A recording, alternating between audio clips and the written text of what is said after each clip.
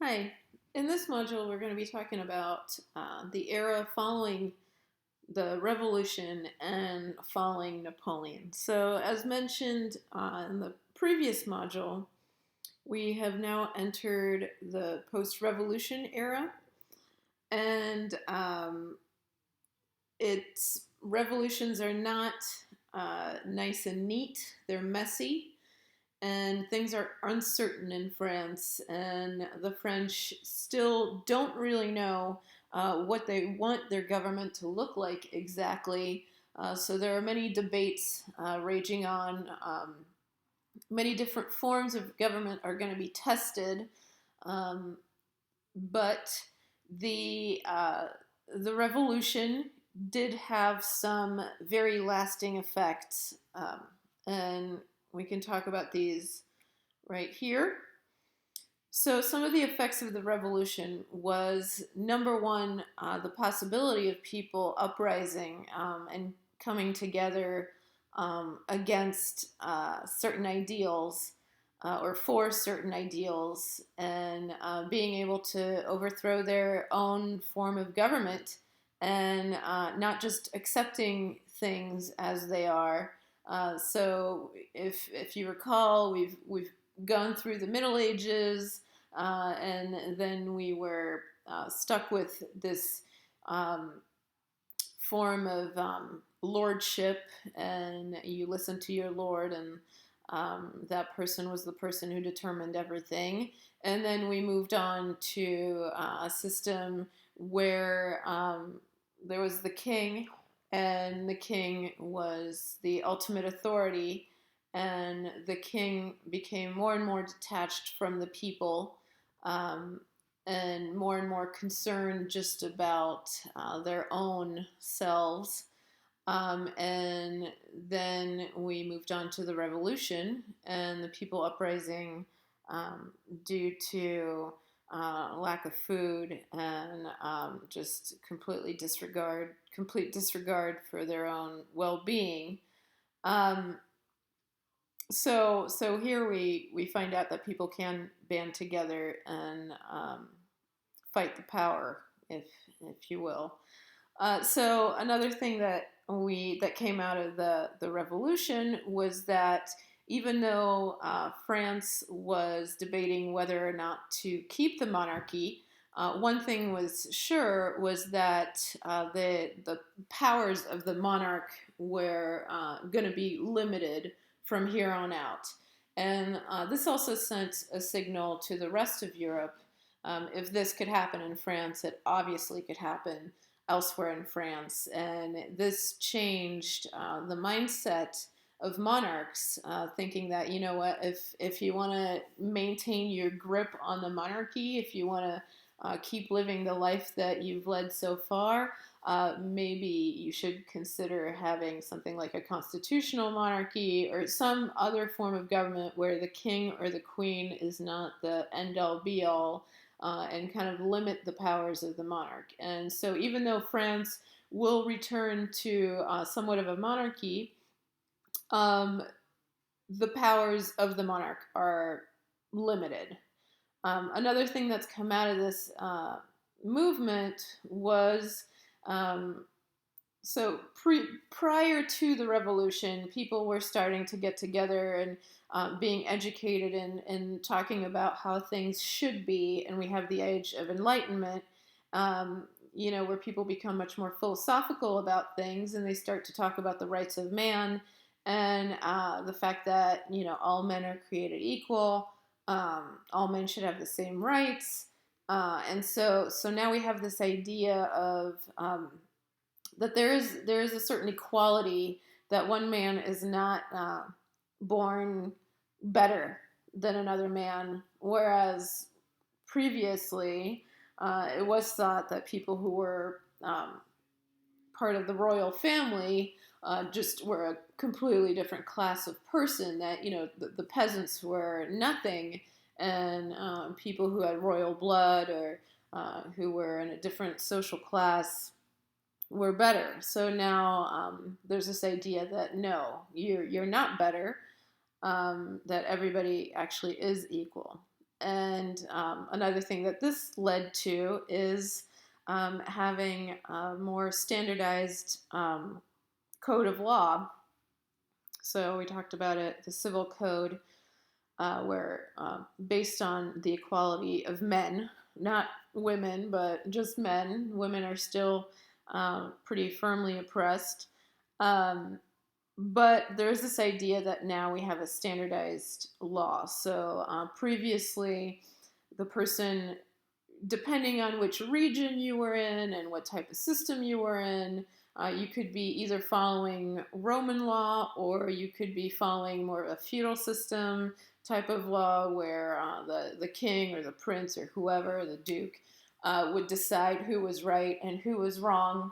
Now we find ourselves with what we sort of know today, which are standardized laws that everybody has to follow without any exception, and everything is written down and much more uniform.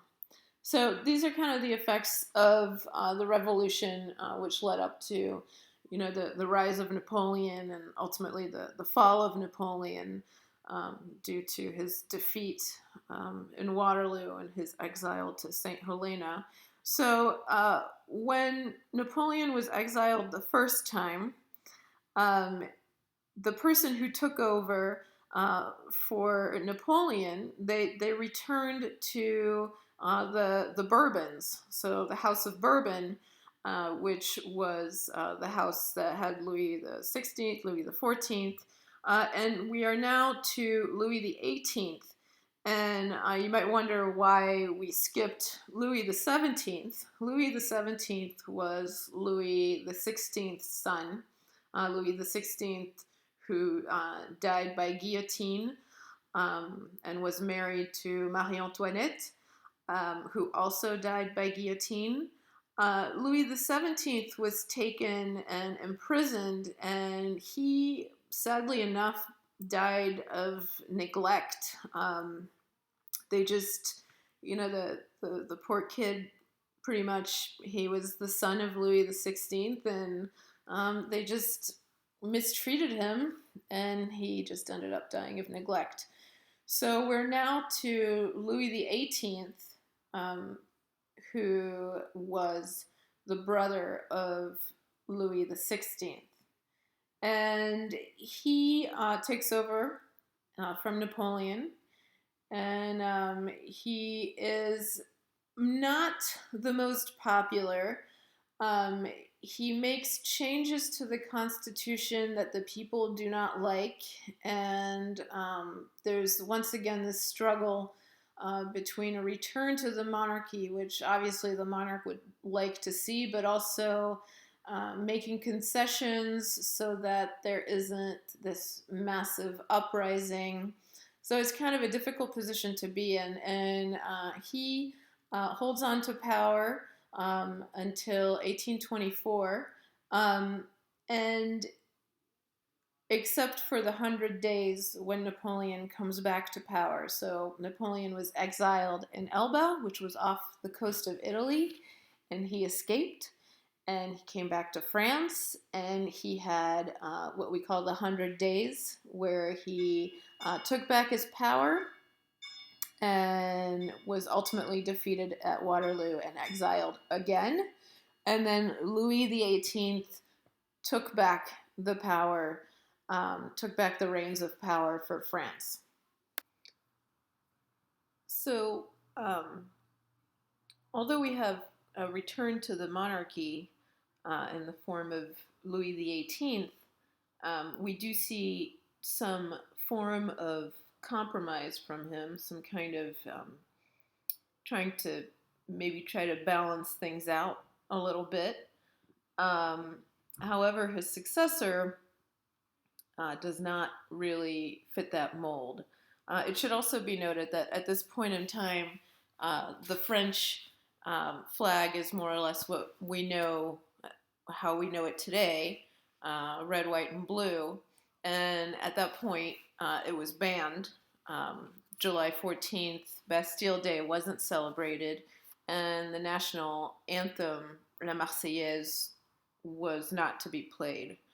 So the these are all symbolic of the return to the monarchy because all of those three symbols are symbols of the revolution, and the revolution is an uprising against the power of the monarchy. So we have Louis XVIII, who wasn't great, but at least understood that some concessions needed to be made. So, following Louis XVIII, we have um, Charles X. Charles X is actually the brother of Louis XVIII, and Louis XVIII and Charles X were the brothers of Louis XVI. So we're definitely keeping it in the family. So we have brothers 1, 2, and 3 ruling France. He did not rule for very long. He ruled from 1824 to 1830. And he really believed in a return to the classical form of monarchy. He had a coronation ceremony. He considered himself close to God, meaning that he could touch you and cure you of your evil. And he also wanted to put people in the cabinets and in the government that were pro monarchs. So this did not go very well.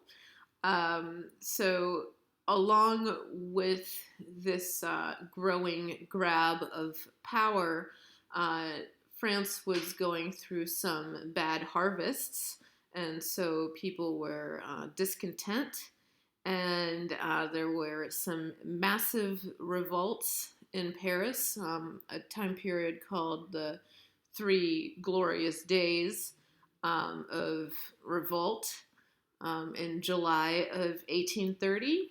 And this caused Charles X to have to abdicate because of this pressure imposed on him.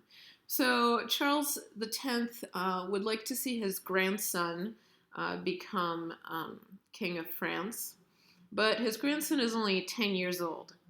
So what he does is he puts Louis Philippe, who is a relation, um, as the regent. So he is de facto the ruler of France, but really he's only doing so until Charles X's grandson is old enough to become king. So Louis Philippe does something a little shady, and Charles X had basically told Louis Philippe to say, let the electors know that you'll be the regent, but then my grandson will rule when he's old enough. And so Louis Philippe basically just did not mention that fact, and he was chosen to be the new ruler of France. So he reigned from 1830 to 1848, and he was considered the citizen king. He was seen as somebody with liberal viewpoints, somebody who encouraged freedoms. Um, he wasn't seen as somebody who was against the people at first. Um, so he's also known as the bourgeois monarch. And bourgeoisie is a term that refers to kind of the upper middle class. And under Louis Philippe, it's a good time to be a part of the bourgeoisie. They are flourishing, but with that comes a divide between the lower class and the upper middle class. So we see a lot of growing discontent amongst the people. And the book Les Miserables was basically written about this time period, so post-revolution, and kind of the growth of the bourgeoisie, and also the growth of a lower class, growth of poverty, so a large divide between the two classes. Um, and one of the things, Victor Hugo, he described Louis Philippe as being a good man, but because he was handed the throne, his decisions were not necessarily for the benefit of the people. So the throne kind of converted him into more of a nefarious character, and um, there there was a transition from being seen as a benefactor to being seen as a usurper, and having very negative effect on the people of France. So all the while, if you recall, Napoleon was a military genius, and he was able to expand France's territories, and France had been accumulating colonies, such as Louisiana, um, but these were costing money. So France saw a decline in its colonial expansion in some areas, but still was expanding other territories, such as Algeria and western parts of Africa.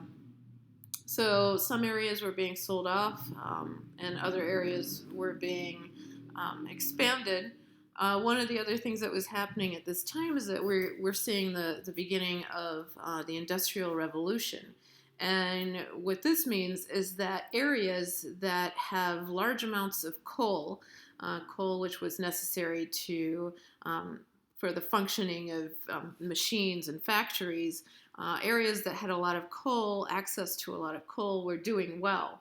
France is not a coal-rich country, so France was not doing as well as some of its neighbors at that time. So the center of kind of the financial or the manufacturing centers shifted to more of eastern France, whereas it used to be western France, since those were port cities, were the most important cities. Now we're seeing cities in eastern France becoming more important due to their access to coal. So it's a lot of things are shifting in France. It's still a pretty unstable situation between the struggles due to the revolution, the monarchy, and also the new development of industrial revolution and the colonial expansion and retraction. Okay, so so for all intents and purposes, Louis Philippe was the last king of France. So um, Louis the 16th was the last king of France prior to the Revolution, but Louis Philippe was the actual last king of France. So another thing to note is that France is a republic, and we are now in the Fifth Republic of France. The First Republic of France began after the Revolution, and it ended when Napoleon came to power. So I believe it was 1792 to 1804. That was France's first republic. And then France is ruled by Napoleon. And then following Napoleon, we have a return to the monarchy. So we are not in a republic at that point in time. But following Louis Philippe in 1848, we're going to see the start of the Second Republic. So in the next module, I will talk about what led up to the Second Republic and the things that were going on in that period of time. Thank you.